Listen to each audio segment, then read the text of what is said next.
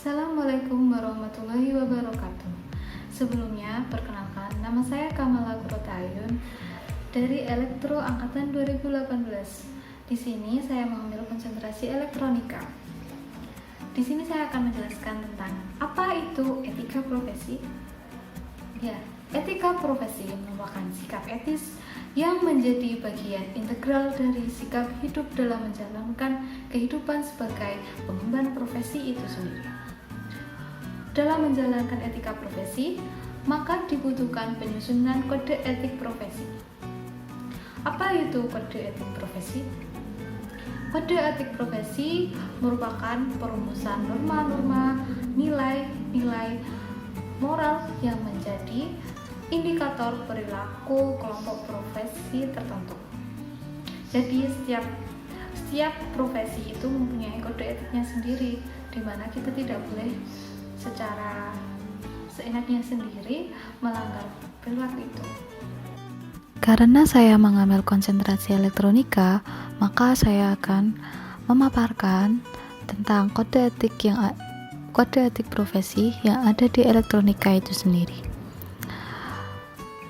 Kode etik IEEE seperti yang terdapat pada panduan kebijakan prosedur IEEE terdiri dari 10 poin tanpa keterangan atau panduan tambahan yang menyatakan kami anggota IEEE menyadari pentingnya dampak teknologi.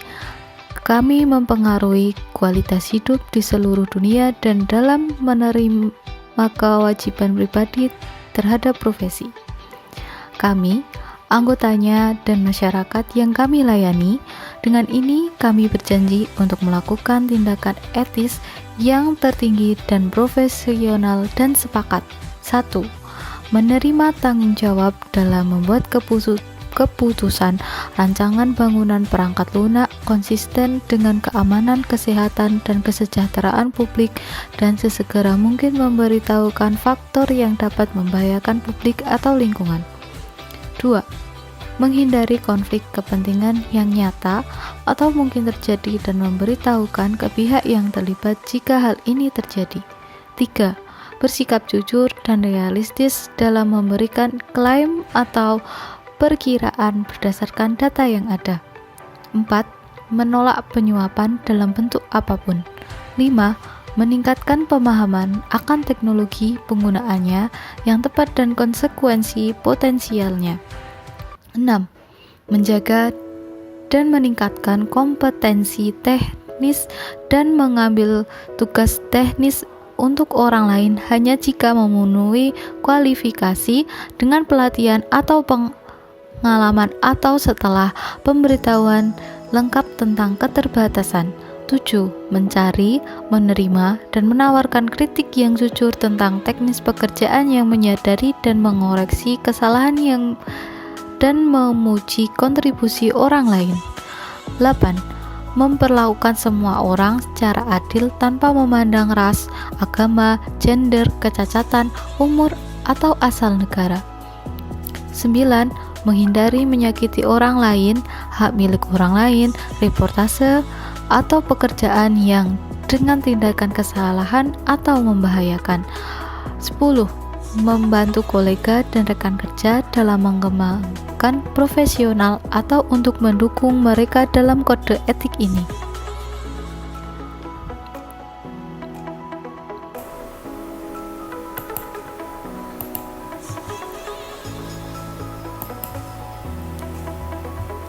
Sini saya akan menerangkan tentang SNI.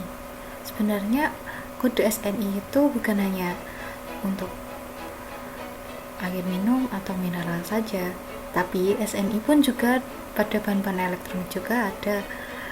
Nah, mari kita kuak tentang tujuan dan manfaat SNI itu sendiri. Ya, SNI adalah dokumen standar teknis yang digunakan untuk menilai dan menguji suatu produk yang dimiliki oleh pelaku usaha atau pemilik merek dagang. SNI dirumuskan oleh panitia teknis dan ditetapkan oleh Badan Standarisasi Nasional atau BSN. Nah, sebenarnya apa sih tujuan SNI itu? Pertama, untuk meningkatkan perlindungan terhadap konsumen, pelaku usaha, tenaga kerja, dan masyarakat lainnya, baik untuk keselamatan, keamanan, kesehatan, maupun kelestarian fungsi lingkungan. Nah, selain itu juga untuk membantu kelancaran dan keamanan perdagangan, baik di dalam maupun di luar negeri, baik antara konsumen dan produsen atau sebaliknya. Juga mendukung peningkatan produktivitas juga. Jadi SNI itu ternyata juga tercantum dalam peraturan pemerintah RI nomor 102 tahun 2000 tentang standarisasi nasional pada butir A sampai B. Sudah dijelaskan tujuan dibentuknya SNI, yaitu sebagai berikut ini.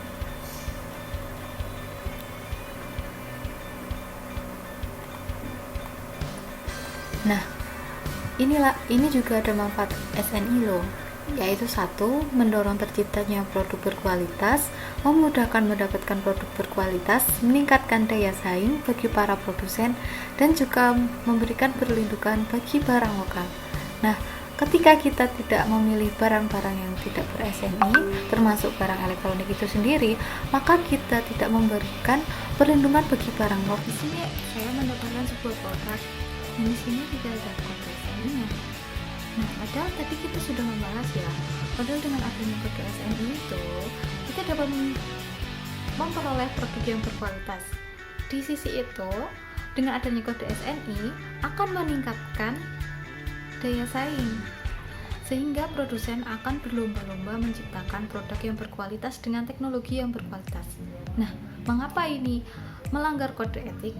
Karena ini melanggar kode etik nomor 5 dari IEEE, yaitu meningkatkan pemahaman akan teknologi, penggunaannya yang tepat dan konsekuensi potensialnya, dimana apabila kita tidak menggunakan kode SNI, kita tidak memacu para engineer untuk menciptakan produk-produk yang lebih berkualitas, yang mana itu akan mendongkrak mereka untuk menciptakan teknologi-teknologi baru dan inovasi-inovasi yang baru.